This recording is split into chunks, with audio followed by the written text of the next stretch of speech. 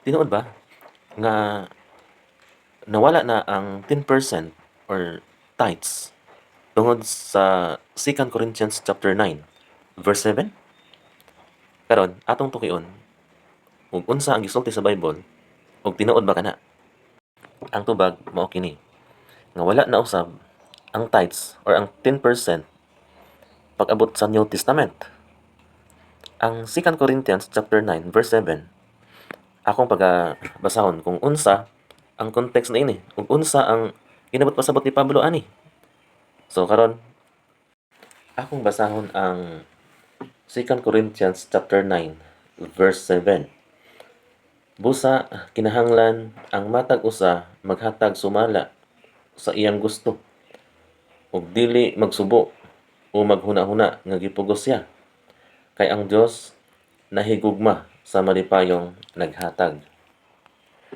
Nakaistorya si Pablo ani tungod kay gusto niya nga ang mga Kristohanon sa Corinthians makatabang usab sa Kristohanon didto sa Judea. Sa tanaw na to ang verse 1 sa chapter 9. Hatod pa, dili na kinahanglan nga sulatan ko pa kamo mahitungod sa hinabang nga gipadala ngadto sa katawhan sa Dios sa Judea. Kining pagsulti ni Pablo nga kinahanglan ang matag usa maghatag sumala sa iyang gusto. Nagisgot kini siya mahitungod sa paghatag nila sa hinabang para sa mga Kristohanon nga nagkalisod. Mao kani ang saktong context na ini. Ug wala kini siya naghisgot mahitungod sa tithes or sa 10%.